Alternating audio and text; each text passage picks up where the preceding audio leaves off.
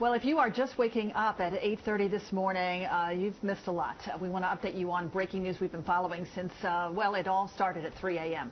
It's a manhunt. It's for an escaped prisoner at the Inova Fairfax Hospital.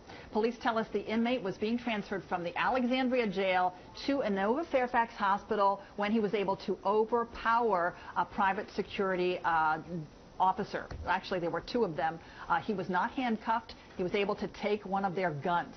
So he's an armed suspect now on the loose. The prisoner is identified as Wasen Asai, and at the time he was wearing only a hospital gown and no shoes. So he is considered armed and dangerous, and it's caused a lot of tense moments this morning. We do understand that he was inside of the hospital for some sort of treatment after attempting to harm himself after being in custody. We understand that he is facing some sort of federal charges or in connection with some sort of federal investigation that is going on, and was taken there to the hospital after attempting to harm himself. There were two private security officers that were there with him. He was able to overpower one after some sort of altercation between the two.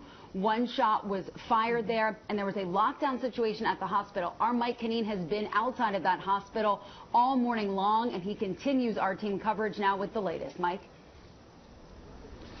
Brianne, Melanie, take a look behind me. A very different scene than what we showed you throughout the morning.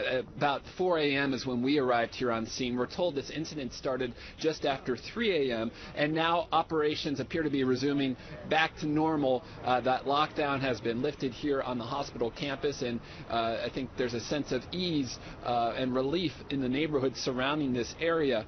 Now, we're told, as you were mentioning, that this all happened after 3 a.m. with those two guards who were watching this inmate, this prisoner, in a room on a secure floor here at the hospital. Somehow, we believe at least one of those security guards was overpowered, and that's when the suspect got a hold of the weapon. We're also told one shot was fired, no one was injured. The suspect then fled. Now, here's what's current. What's right now police are urging people in this area, especially drivers, to watch for. They say this man may be driving a stolen 2002 Toyota Camry described as silver with a Virginia plate XZP 8153. Again, that's XZP 8153, and they also say that vehicle had front end damage. Now, Wasen Asai is described as a black male, about 6 feet tall, 170 pounds, last seen wearing a hospital gown and no shoes. And we're also told by police that they're concerned that he may be attempting to make contact or even potentially coordinating his efforts today with his girlfriend who lives in the area. They released an image of her via their Twitter account, Fairfax County Police, and also saying that there's also family in the area that they're attempting to communicate with today regarding the escape of this prisoner. Now, we're learning new details hour by hour about the circumstances of this custody, and how this worked. According to Alexandria Sheriff's Office, is that Asai was taken here to the hospital by Alexandria Sheriff's deputies on Friday, the 27th. He had been booked in Alexandria City Detention Center on the 21st, about a week prior. He was brought here due to an attempt to commit suicide, and he was being treated for his injuries here.